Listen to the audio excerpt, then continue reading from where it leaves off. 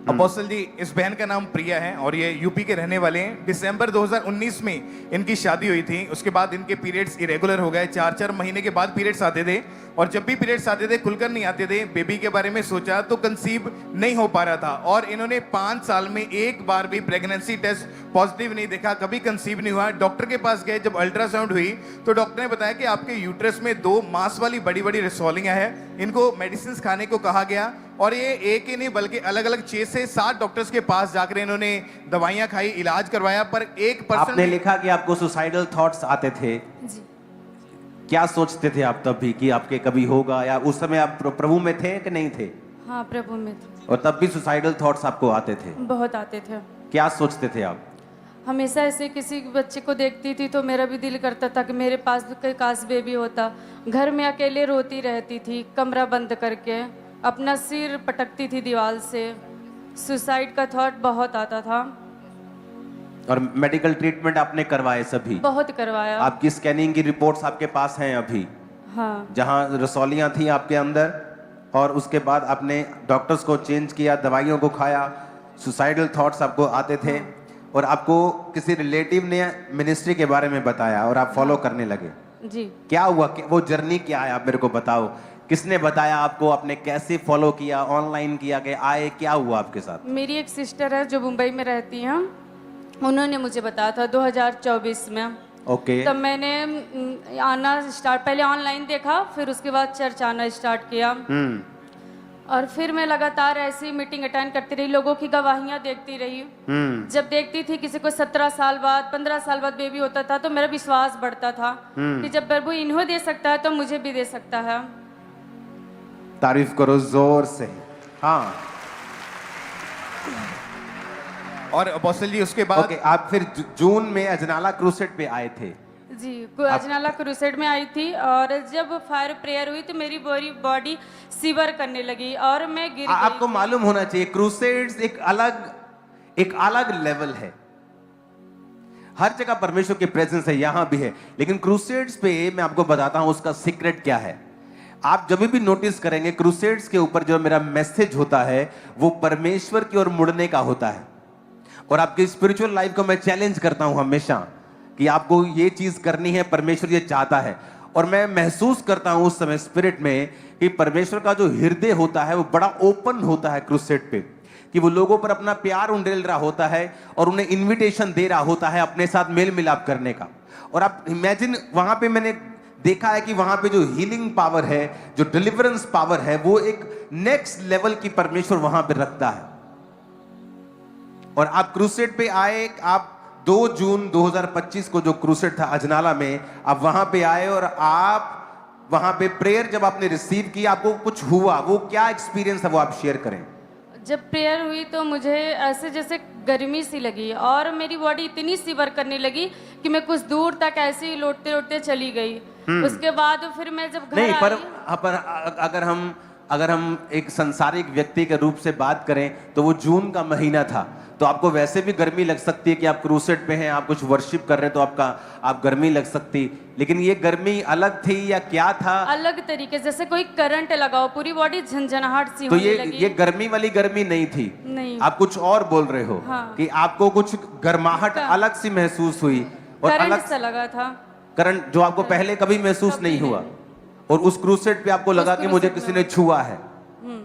Okay, अब इसे हम एक साइकोलॉजिकल मान सकते हैं कि चलो साइकोलॉजिकल, देखो जी, जब धार्मिक जगहों पे जाते हैं तो साइकोलॉजिकल इफेक्ट होते हैं, ये पुलिसो इफेक्ट है, फलाना इफेक्ट है, धमकाना इफेक्ट है।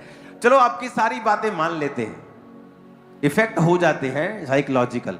लेकिन उस एक्सपीरियंस के बाद एक्चुअल में आपकी लाइफ में क्या हुआ वो बताओ आप। जब मैं घर गई तो हस्बैंड से मेरी बहुत लड़ाई होती थी। उस रात भी बहुत लड़ाई हुई।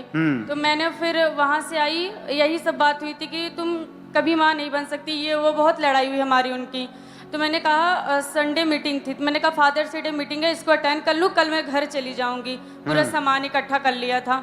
उसके बाद मैं नीचे आई क्योंकि पीरियड इरेगुलर थे तो दवाई चलती थी। मैं दवा लेने गई पीरियड आने की, मैं प्रेग्नेंट थी, मुझे पता नहीं था। मैं गई पीरियड की दवा लाने, फिर मेरे मन में आया कि मैं किट ले लेती हूँ, शायद प्रेगनेंसी हो। फिर मैं कही कभी तो होता नहीं, नहीं होगा। 2 बार ऐसे मन आया, फिर मैंने कहा ले ही लेती हूँ।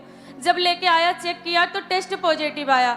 मैं अंदर ही रोने लगी और उसके बाद मैंने किट लेके अब समझ आता है कि जब पवित्र आत्मा ने छुआ क्रूसेड के ऊपर, कोई गिर जाता है, कोई किसी को गर्माहट फील, किसी को ठंडक फील होती है, किसी को ताली बजाने का मन करता है, किसी को। जब मैं मीटिंग्स पे जाता था, ऐसी मीटिंग सभाओं में जब मैं जाता था और मुझे मानसिक डिलीवरेंस की बड़ी जरूरत होती थी, तो लोग समझते शायद ये थोड़ा सा डिप्रेस्ड है इसलिए गिर जाता है, लेकिन नहीं, मुझे मालूम था।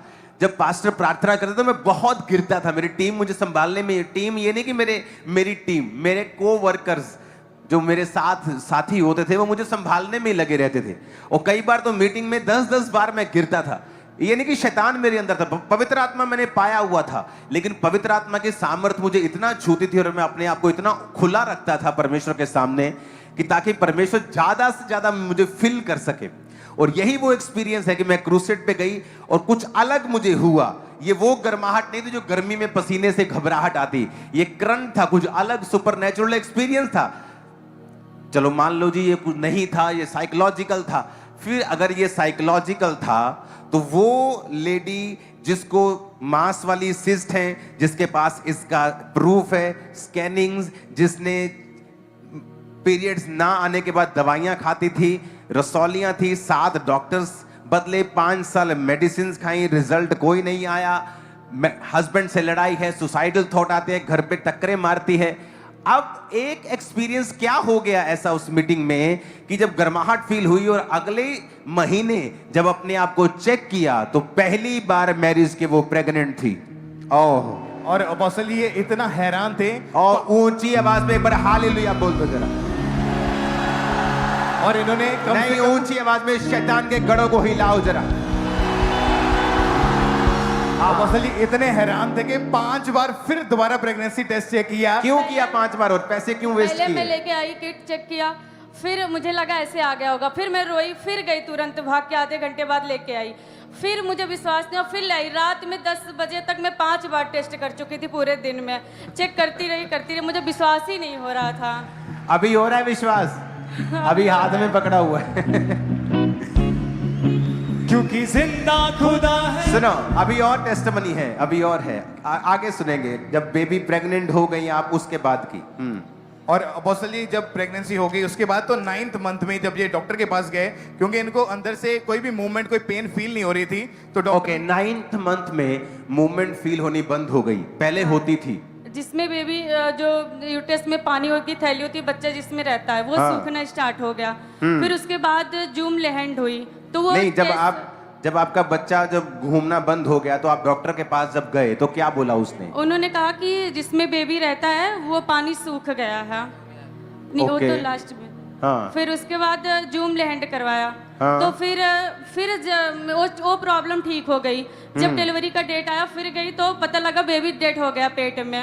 उन्होंने बताया। फिर मेरा विश्वास था कि मैंने जूम लैंड करवाया, इतनी प्रेयर, पूरे फुल फैमिली प्रेयर में और फास्टिंग में सब चले गए। फिर उसी दिन बेबी हुआ, सेव नॉर्मल अच्छे से। ओह जीसस। देखो, शैतान ने एंड तक फाइट की है इस बेबी को खत्म करने की। कभी फ्लूइड खत्म, कभी हार्ट बीट नहीं है, डॉक्टर ने बोला बेबी डेड है, इमीडिएटली ऑपरेशन करना पड़ेगा। एंड तक फाइट करता है वो। चाहे परमेश्वर अपने वचनों से आपको ब्लेस कर दे, लेकिन डेविल एंड तक फाइट करने की कोशिश करता है कि नहीं, ये फाइट मुझे हारनी नहीं है। बाइबल कहती वो चुराने, घात करने और नष्ट करने के लिए आता है, और यीशु इसलिए आए कि तुम जीवन पाओ और बहुतायत का पाओ। लेकिन जितनी गवाहियां आपने देखी है, उनके पीछे चर्च की प्रार्थना तो होती ही है, लेकिन उनका पर्सनल फेथ भी संग होता है। चर्च की अकेली प्रार्थना काम नहीं करती अगर आपका अपना फेथ परमेश्वर में नहीं है तो। और फेथ का मतलब ये नहीं है कि आपको शक नहीं होगा। फेथ का मतलब ये होता है कि चाहे आपके दिल में शक हो कि मेरे नहीं होगा, पर आप करते वही हैं जो आपको सिखाया गया है। ये बात समझने वाली है। लोगों को लगता है कि शायद मेरे अंदर विश्वास नहीं है इसलिए मैं ले नहीं पा रहा हूं। विश्वास ना होने का मतलब है आप चर्च जाना बंद कर देते हैं, आप प्रार्थना बंद कर देते हैं, आप बिलीव करना बंद कर देते हैं, आप पाप में चले जाते हैं। ये है एक्चुअल में विश्वास ना करना। मेरे दिल में ये शक था, शक रूपी विश्वास बोल लो या विश्वास रूपी शक बोल लो, कि मेरी लाइफ में हीलिंग नहीं हो सकती, मुझे मालूम था। लेकिन मैंने चर्च जाना छोड़ा नहीं, प्रार्थना नहीं छोड़ी, बाइबल नहीं छोड़ी। और एक्चुअल में परमेश्वर आपके कर्म देखकर आपको देता है, ना कि आपके शब्दों से। और कर्म क्या थे कि बिलीव है कि नहीं, मैंने एक बार भी प्रेगनेंसी नहीं देखी है, नहीं हो सकता। डॉक्टर ने बोल दिया रसौलियां है, पहली टेस्टमनी, एग नहीं ग्रो करते हैं, रसौलियां हैं, पीरियड इरेगुलर है, दवाइयां खा चुके हैं, हर बार दवाई खाते थे, दवाइयां खाते थे, कितनी बार दवाइयों के कोर्स लिए, कोई रिजल्ट नहीं आया, एंड में सब खत्म कर दिया। लेकिन मन में था कि मैं कभी मां नहीं बन सकती। लेकिन कर्म क्या है? अनॉइंटिंग ऑयल अप्लाई कर रही है। कर्म क्या है? प्रेयर कर रही है। कर्म क्या है? अपनी उस किट के ऊपर, जो प्रेगनेंसी वाली किट है, उसके ऊपर भी क्रॉस बना रही है। ये कर्म है, और परमेश्वर कर्म देखता है। आप यहां बैठे हैं, आपका ये कर्म है, वो कर्म देख रहा है। आप प्रेयर कर रहे हैं, वो कर्म देख रहा है। आपके दिल में शक हो सकता है, पर वो शक जल्दी खत्म हो जाएगा, क्योंकि आप ग्रैब करने वाले अपनी लाइफ की बिगेस्ट टेस्टिमनी को जल्दी, वेरी सून मैंने कहा, अब अपनी लाइफ की सबसे बड़ी गवाही के साथ पुलपिट पे आने वाले हैं। आमीन ऊंचे चाहिए और साथ चाहिए।